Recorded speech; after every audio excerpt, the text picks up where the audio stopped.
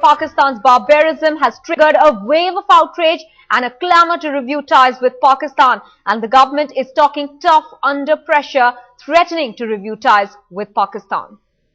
The non-violation of the line of control is in the ceasefire is the most important part of those CBMs, and therefore violation of that in itself is something which is a matter of great concern, and that would obviously, if it's not immediately contained, would have an adverse impact on what we've been trying to do for such a long time. But the specific context that has come to our notice about the manner in which the soldiers' bodies have been treated is, of course, a matter of very, very deep concern, and indeed a sense of hurt that's been felt is taken on board. We have conveyed this. This has been conveyed as being unacceptable. This has been conveyed. We are doing the best that's possible, and I expect that there will be some response from the other side.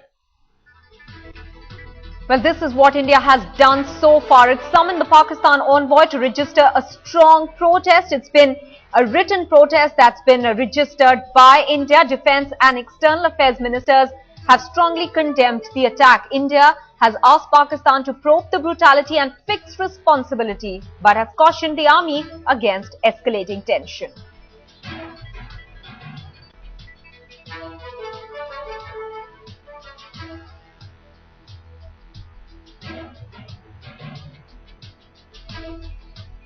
Colonel RSN Singh, Defence and Strategic Affairs expert, is now joining us in the studio. Mr. Singh, first of all, Pakistan has right now, just half an hour back, denied allegations of crossing the LOC, whereas India already has information about which regiment indulged in that dastardly act.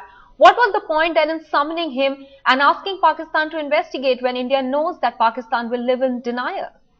I don't know. We also have been living in denial. I mean, this whole so-called peace process have been questioned by many people like me. But then, you know, when we question logic, when we question practicality of the entire this peace process, we are, referred to as hawks. And it is not a sudden development. If you have been monitoring the situation on the line of control, strictly by what is appearing in the media, this is not a sudden development. The situation has been deteriorating for some time now. We all could gauge that, glean from the open media. So therefore, for Pakistan to say, I don't even want to go into what they're saying. So Colonel Singh, at this point, what is it that India should be doing to convey a very strong message to Pakistan? Look, I will not confine this. Of course, this is a very dastardly, heinous, incident that has taken place. And let's not hide behind, cliches like, that on borders such things happen. No, they don't happen.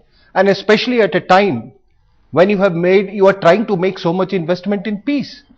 So therefore, this incident gets amplified all the more. But let's sit back and let's reconsider as to, is it really advisable to go on with the peace process? Is it really advisable to continue with this, cricket matches and, our chief ministers visiting Pakistan? I don't know for what reason. And somehow we all I at least get a feeling that this entire India-Pakistan discourse is being scripted by some external power, extraneous power, maybe the USA, in view of 2014. And my apprehension is, and very genuine fear, genuine apprehension, that post 2014 you will witness the worst. Well, while the government wants the nation to believe that it's serious enough in dealing with the aggressive rival, the opposition is not convinced and wants it to go beyond just talk. About the manner in which the soldiers' bodies have been treated is, of course, a matter of very, very deep concern. We have conveyed this. This has been conveyed as being unacceptable. This obviously is intended to disturb the environment of relationship between the two countries. The BJP strongly condemns this unprovoked attack. The brutality which has been practiced on the two Indian soldiers shows the real design behind this attack. This attack is also a warning to India. A warning that in dealing with Pakistan, it's now extremely important that Government of India clearly defines the red lines. Well, the barbaric provocation has left India squirming with anger and demanding a fitting response. Pakistan crossed the line not once but twice in 48 hours, and the second time in the most brutal fashion, with its soldiers taking away a braveheart's head as a trophy. The opposition now wants the government to walk its tough talk. Headlines Today has been reporting from ground zero ever since the incident occurred, getting you minute-by-minute updates. Ceremony here in the Menda, the dead bodies of the two brave Jawans of Indian Army are now being flown in this special aircraft so that these dead bodies to be sent to their native places. But one thing is sure, that there is the anger among the Jawans as well as the officers on this brutal act of Pakistan Army.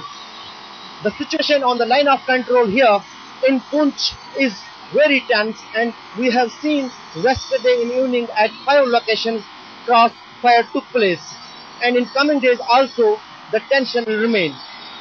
The army wants the clear thing from the government of India as well as from the army commanders that Pakistan should pay for this mistake. The top commanders of Indian Army have already visited the spot, and they are now seriously taking the ground situation and are thinking about their future strategies. With cameraman Rauf Ahmed and Saeed Ali, Ashraf Wani for Headlines Today in Menda.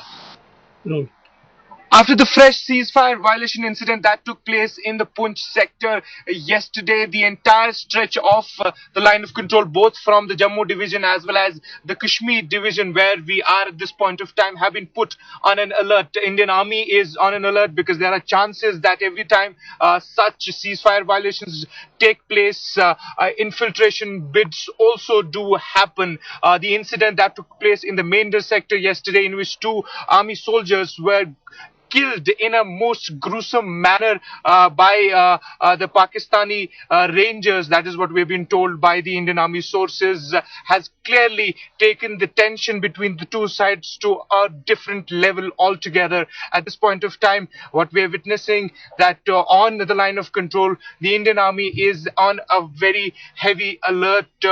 We have also gotten reports that till late last night there was firing being reported from the Poonch sector of line of control. On the Kashmir side, on Sunday we witnessed heavy shelling from Pakistani side in the Uri sector, in which some villages were actually also targeted and a few houses were damaged, and because of which the Indian Army also had to retaliate, in which one Pakistani soldier was allegedly killed. But now at this point of time, what we are seeing is the tension has clearly been escalated to a different level on the line of control between both the armies.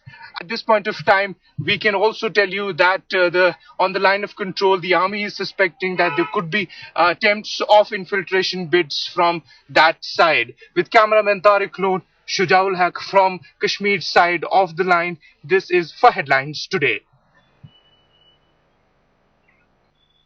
Certainly, in the light of complete inaction on the part of Pakistan in 26/11 terrorist attack also, not even a proper FIR was lodged against the terrorists there.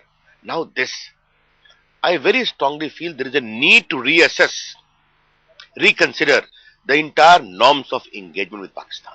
हमारे जो सैनिक हैं, हम उनको sir माथे पर रखते हैं, और अगर उनके साथ किसी भी तरह का अत्याचार होता है तो ये हमारा उत्तरदायित्व बनता है, ये हमारी जिम्मेदारी बनती है कि हम उसको एक निष्कर्ष तक लेके जाएं। रक्षा मंत्री ने भी कहा है, उससे पहले विदेश मंत्री ने भी इस बात को कहा है कि इस तरह का अमानवीय अत्याचार बिल्कुल निंदनीय है और इसकी सख्त से सख्त शब्दों में भर्त्सना की जानी चाहिए। Over this hill, the line of control in the Mendhar sector is where firing sporadically actually still continues between the Indian and Pakistan armies. It has become increasingly difficult to distinguish now because of what happened on Tuesday morning between Pakistan army soldiers and the terrorists who they fund, train and infiltrate into Indian territory. The modus operandi is something that Pakistan has used before. They're called border action teams, our sources tell us, where each team consists of soldiers of the Special Services Group, soldiers from the Baloch Regiment, as well as Fidians and Mujahids themselves. The fact is, these terrorists have to be brought into Indian territory by hook or by crook. Border action teams of the Pakistan army are trained specifically for this purpose. Except on Tuesday, what happened just a few kilometers over that hill here in Mendhar sector was that Pakistan army regulars themselves infiltrated into Indian territory, ambushed an Indian area domination patrol of the 13 Rajputana rifles, and then proceeded to behead a Jawan before taking his head back into Pakistan occupied Kashmir as a trophy. No matter what happens in Delhi and Islamabad, no matter how long the words that politicians use at this time, the anger and the effect on morale of troops here on the line of control is something that simply cannot be imagined.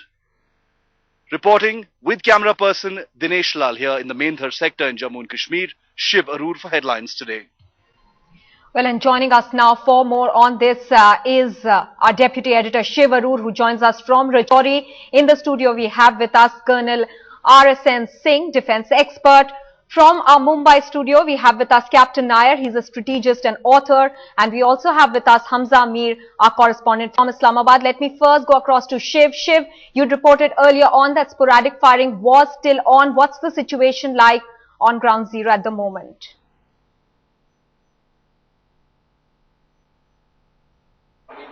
Now, just a few kilometers from the line of control where the incident actually took place. The firing that had continued through last night and some of which had spilled into this morning has thankfully stopped. I remember yesterday there were, like Ashraf Wani, a reporter, had informed us a little earlier, there were 5 points on the line of control where there was an exchange of fire, where there were cross-firing incidents, including Mendhar, and that was many hours after that ambush of that area domination patrol. As of now, things are calm, at least here in Mendhar. We're getting inputs from our sources that cross-firing continues in at least 2 other sectors along the line of control, one of them in the Kashmir division, but we aren't getting a confirmation of that just now at this point of time. But speaking just for Mendhar right now, things are pretty calm right now. All right, Shiv Arur there in the Mendhar sector. Let me go across to Captain Nair. Now, Captain Nair, as a former army man, you've served on the LOC itself. How do you want the government to react to a situation like this when Pakistan is denying at the moment that its soldiers had even crossed the LOC? I have had the honor of serving in that exact area around 22 years ago. And I can tell you this, that if you look at the lineage or the performance graph of the Indian Army, we have never failed as a fighting force. If we have ever been in trouble, it was because of some political lack of will. Whatever the Pakistanis or others have to do, let them do. The question is, what are we doing? That is the real question. The question is not what they did, what they're doing, what teams they have. The question is, what are we doing? We have one of the finest fighting forces ever. We have the best soldiers. Why aren't the soldiers being allowed to do what they are trained, equipped and paid to do? That is my real point, and that's what I feel really angry about. Because if we want, we can shut this whole thing down overnight. We're just not allowed to. Colonel Singh, it appears that we are letting down our soldiers in this scenario. Where does India begin? The opposition is saying we need to reconsider our engagements. Where do we start that? Trade, commerce, giving up the liberalized visa regime that has just become operational? I'll tell you the fundamental reason, what the foreign minister said about peace constituency in India and peace constituency in Pakistan. How are we concerned whether there is a peace constituency in Pakistan or not? The second point is that anybody with rudimentary knowledge about, the functioning of Pakistan establishment would know that Rahman Malik's, Zardaris, they don't matter in Pakistan. It is the all military intelligence establishment all the way. So therefore, you are investing in a wrong direction. All right. Secondly, now you tell me, David Coleman Headley, he clearly, indicated ISI's involvement in 26/11. All right. And what has the Americans done? They have given immunity to ISI. And I'm shocked that it has not raised any concern in the country. It is like, giving immunity to Osama bin Absolutely. Laden. And even then, the Ministry of External Affairs had come out with a statement saying that they are surprised by this move of the United States. However, nothing more than words. Let me go across, sir, 1 second to Hamza Amir, our correspondent from Islamabad. Hamza, many people are linking this to the elections that are going to happen in Pakistan. Pakistan has already denied that its soldiers had crossed the LOC. How do you put all this for us into perspective? Well, see, linking it to the elections in Pakistan is I think it's not a relevant point of concern. The point of concern is that what Pakistan has done and what Pakistan has maintained. Pakistan has maintained this very clearly, that Pakistan has no involvement in this cross-border fighting. There are analysts who are saying that they need to even be sure of if the incident ever occurred or not. So there are questions being raised on what actually happened in the line of control. Right now, as we speak, Mr. Salman was saying something different, and the email that came out from the Ministry of Foreign Affairs in Pakistan is something absolutely different. He condemned the attack. He said there is no doubt that those were the serving officers of the Pakistani army, while the Pakistani Foreign Ministry in Pakistan has said that all the planes on the Indian side are actually baseless and unfound. So that means that there's a difference of conflict of communication between the Secretary Salman Bashir and the Pakistani authorities. At the same time, Pakistan will continue to do this, to deny the fact that Pakistani forces were involved, because they cannot afford to have a rivalry with the Pakistani establishment. Not to forget, elections are on the corner, and establishment will have to play a very vital role for the ruling government to stay in power. Right. So that is one relation that we can link it. But otherwise, there is no relationship between the elections in Pakistan and the incident on the line of control. All right, Captain Nair, let me come to you quickly, very briefly. If you could help us understand, how does a response from New Delhi affect the morale of the army, of the soldiers who are at the LOC? Oh, believe me, it affects us a lot. And at this point of time, I'm so angry you can't imagine. We are capable, we can swat them down, we can do anything, but we don't have the political will, and that demoralizes every single soldier. Even if we may not always admit it, it's true. We do get demoralized, we get angry, we get frustrated. Anyone attacks US, Israel, see the way they respond. And for us, we don't value our soldiers, we don't value our heroes. We just allow them. What are we going to do? We'll stop playing cricket with them again, or this time we might go so far that we may stop playing hockey with them as well. Well, we don't value our soldiers. That's the message that many Indians are sending across to the government this evening. If we really do value our brave hearts, then a strong message should be sent to Pakistan this time around. Many thanks, Captain Nair, Hamza Amir and Colonel Singh for joining us. Also, thanks to Shivarur from joining us from Mendar sector and getting us the latest updates from there.